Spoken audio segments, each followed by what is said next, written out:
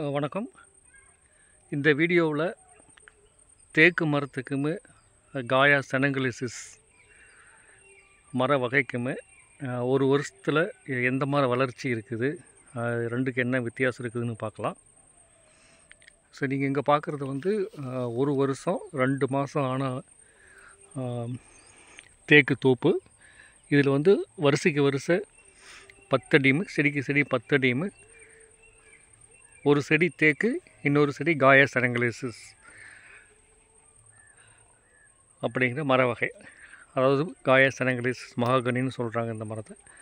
அந்த வகையுமே நடவு போட்டிருக்கிறோம்.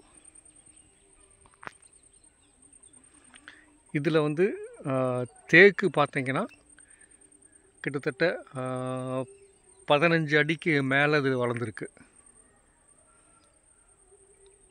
அதாவது ஒரு வருஷம் 2 மாதத்தில். இதுக்குன்னு எந்த பராமரிப்பும் இல்லாமல் இப்போ தான் கவாத்து பண்ணியிருக்கிற, ஒரு முறை கவாத்து பண்ணி விட்டுருக்குற ஒரு வருஷம் கழித்து. இதே பக்கத்தில் நீங்கள் பார்த்தீங்கன்னா காயா செனங்கலிசிஸ். ஸோ இது 10 அடிக்கு 1 காயா செனங்கலிசிஸ் போட்டிருக்கிறோம். அதாவது ஆல்டர்னேட்டிவாக 1 தேக்கு, அப்புறம் காயா செனங்கலிசிஸ், தேக்கு, காயா செனங்கலிசிஸ், அந்த மாதிரி நடவு போட்டிருக்கோம்.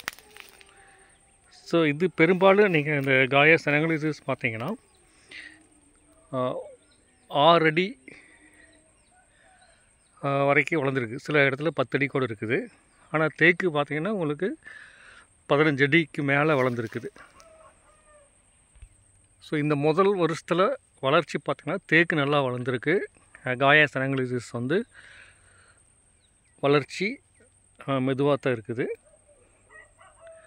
இதே நாங்கள் இன்னொரு இடத்துல வச்சுருக்கிறத பார்த்தா காயா செனங்கலிசிஸ் இதே மாதிரி தான். ஃபஸ்ட்டு வருஷம் வளர்ச்சி கம்மியாக இருந்துச்சு, ஆனால் 2வது வருஷம் நல்ல வளர்ச்சியாக இருந்தது.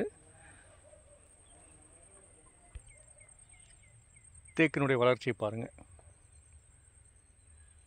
இப்போ 2 வாரத்துக்கு முன்னாடி கவாத்து பண்ணி விட்டோம். மறுபடியும் வந்துருச்சு கிளைகள் எல்லாம். இன்னொரு முறை கவாத்து பண்ணணும்.